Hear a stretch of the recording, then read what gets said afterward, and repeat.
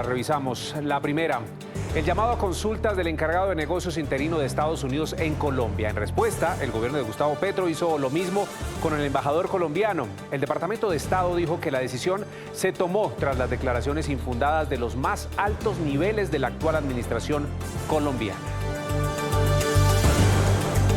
La segunda, la renuncia de Laura Sarabia. En una carta que publicó a través de la red social X, dijo que se aparta del cargo, pues en los últimos días se tomaron decisiones que no comparte.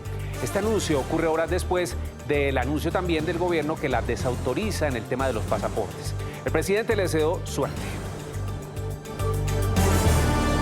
Y la tercera, el Tribunal Superior de Bogotá ordenó la captura de Carlos Ramón González, hombre cercano al presidente Petro. En la audiencia, el magistrado le impuso medida de aseguramiento en centro carcelario. González habría participado en el escándalo de corrupción en la Unidad Nacional de Gestión del Riesgo. La pregunta que todos nos hacemos es, ¿dónde está hoy el exdirector del DAPRE?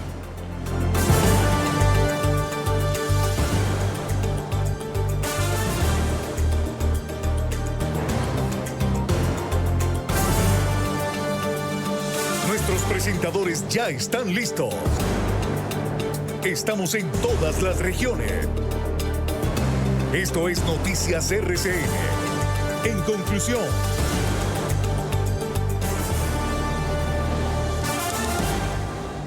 Bueno, y avanzamos con la noticia del día. Estados Unidos y Colombia viven hoy un nuevo capítulo de tensiones diplomáticas. Washington llamó a consultas al encargado de negocios interino en Colombia y en respuesta el gobierno Petro tomó la misma decisión con el embajador colombiano en territorio estadounidense, quien antes de regresar al país hizo un llamado a ambos países para mantener la mesura en sus declaraciones.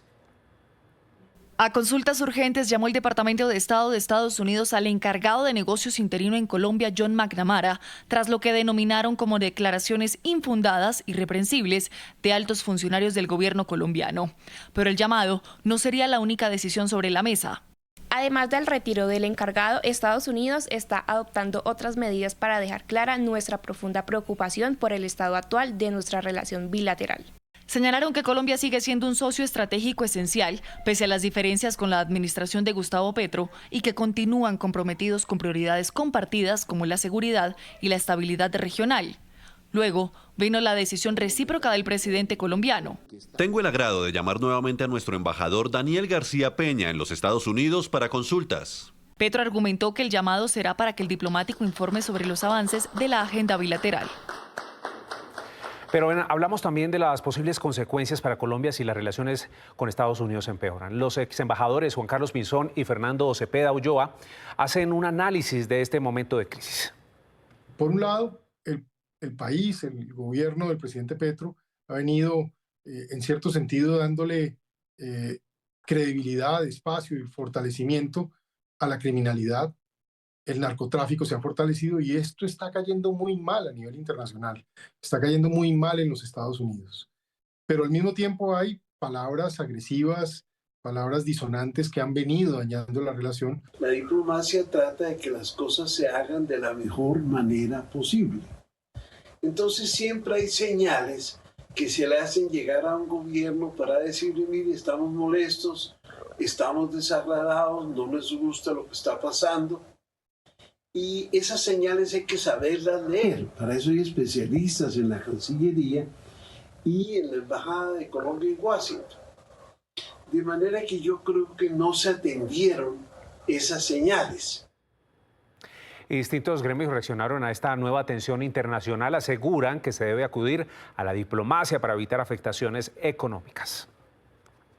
Hoy el llamado a consultas del encargado de negocios de la Embajada de Estados Unidos es una seña de cómo han caído debajo las relaciones no solamente con Estados Unidos, con España, igualmente con Francia, con los países vecinos. No se puede hacer diplomacia por las redes sociales. Creo que hay que utilizar los canales diplomáticos para solucionar las diferencias que uno pueda tener con un país amigo.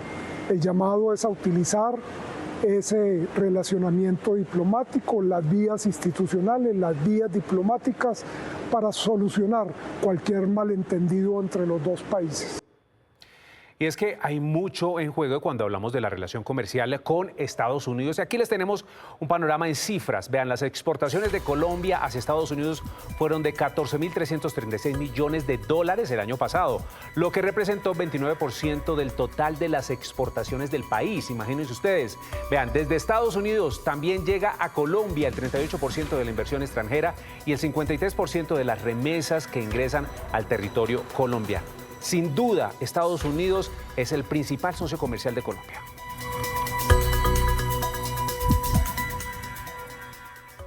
Y antes de que estallara esta crisis diplomática, renunció la canciller Laura Sarabia. Su salida se da tras la desautorización del presidente sobre el contrato de pasaportes. Laura Sarabia renunció a la Cancillería a través de una carta en la que marca distancia frente a decisiones recientes del gobierno que, según ella, ya no puede acompañar.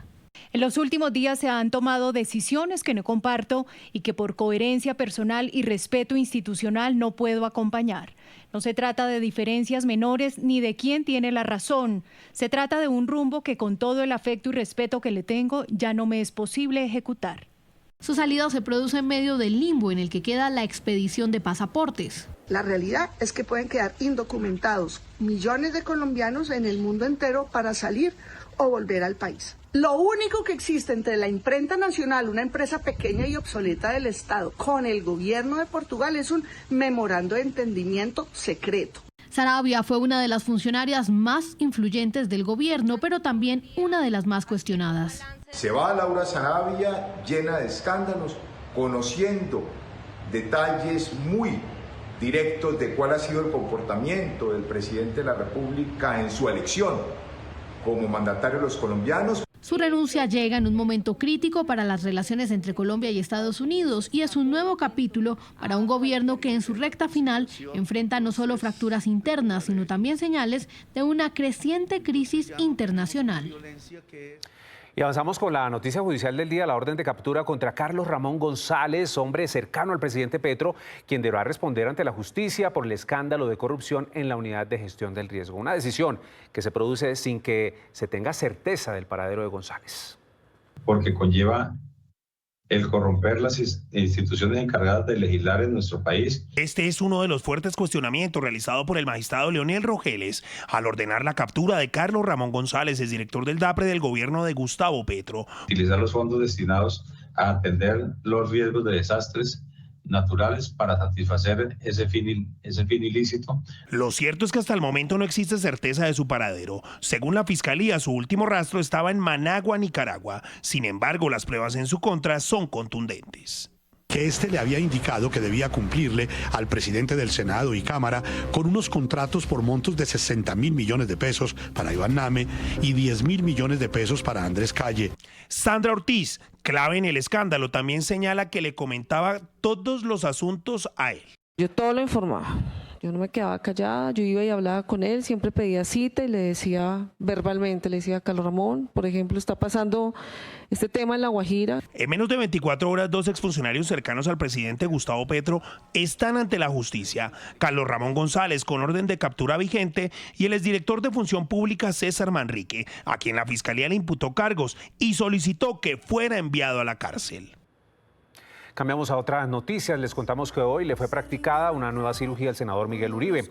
La Fundación Santa Fe informó que la intervención fue exitosa, que sigue en UCI y que su estado sigue siendo grave. María Claudia Tarazona, esposa del precandidato, agradeció por las oraciones. No sabían que un alma que lucha por un país. Y esta es una noticia en Bogotá. ¿Hasta cuándo los usuarios de buses intermunicipales seguirán siendo víctimas de los delincuentes? Este nuevo atraco masivo fue a pasajeros que iban para Zipaquirá y ocurrió en la avenida Boyacá con calle 26. Pues nuestro compañero Miguel Cruz conoció detalles de lo que sucedió y habló además con uno de los pasajeros. Miguel, adelante, lo escuchamos.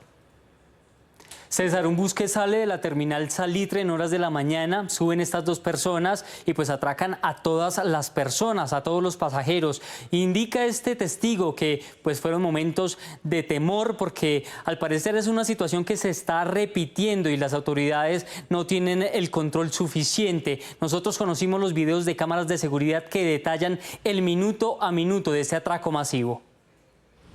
12 atracados en menos de 2 minutos. Ocurrió en la avenida Boyacá con calle 26. El delincuente de gorra apunta a la cabeza del conductor, mientras su cómplice avanza por el pasillo e intimida con cuchillo a los pasajeros. En solo segundos les quita los celulares. Este hombre intenta ocultarlo, pero el ladrón se da cuenta y lo obliga a buscarlo. Cuando se lo entrega, se va de nuevo al frente, pero se devuelve para recoger billeteras. Proceden a robarnos a todos los pasajeros.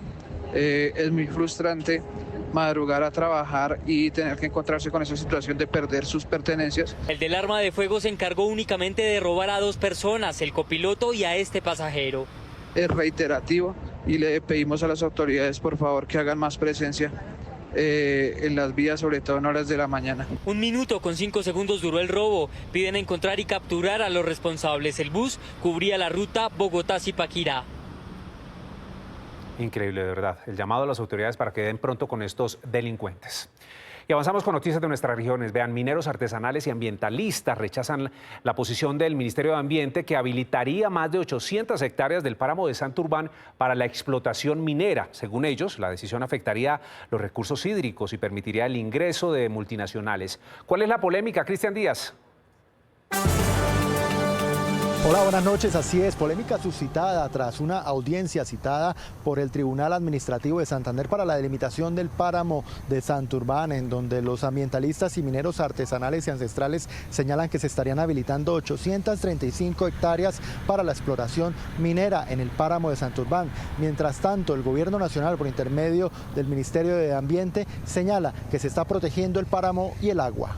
Desde el Ministerio estamos del lado de la protección del páramo, del agua y de la vida. Es mi convicción personal y es la convicción del Gobierno del Cambio. La ministra Lena Estrada dio cumplimiento a la orden emanada por ese tribunal en el sentido de socializar el concepto que se emitió sobre los acuerdos de concertación en el municipio de Betas, a través del cual se consideró viable la adopción de los ineludibles segundo, tercero, cuarto y quinto y parcialmente del ineludible primero, toda vez que existe una preocupación sobre el cumplimiento de la regla de mayor protección del páramo. Estas 835 hectáreas estarían comprendidas con 12 títulos mineros en varios municipios de la provincia de Soto Norte, en Santander. Allí los habitantes señalan que se estaría abriendo las puertas a la minería de multinacionales que estarían afectando los recursos hídricos. Es la información que registramos en Bucaramanga. Continúen con más noticias RCN. Muy buenas noches. Buenas noches, Cristian, gracias. Y nos vamos para Cartagena porque fue destituido e inhabilitado el ex jefe de la SIJIN de la policía de esta ciudad, Tairina.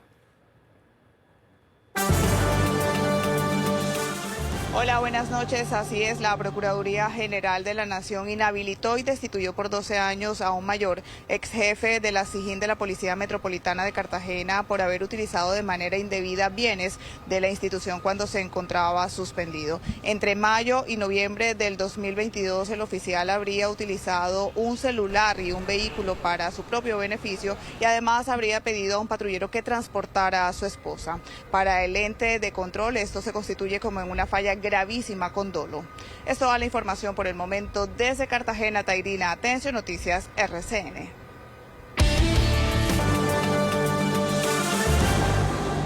Seguimos con más información. Y si usted quiere estar bien informado de las noticias económicas, les cuento que mañana viernes el diario La República titula: la entrevista a Jorge Ríos, es gerente general de Tuboleta. Dice que entre enero y mayo se han vendido más de 4 millones de entradas. Esto en 4.000 eventos.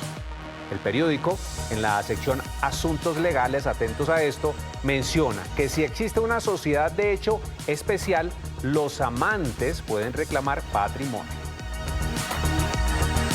Feliz noche, Luza. Gracias por esa información del entretenimiento. Hasta aquí Noticias RCN. Los invitamos a que continúen con nuestra programación, pero ojo, estén muy atentos a nuestra emisión de las 5:30 de la mañana porque vienen muchas noticias.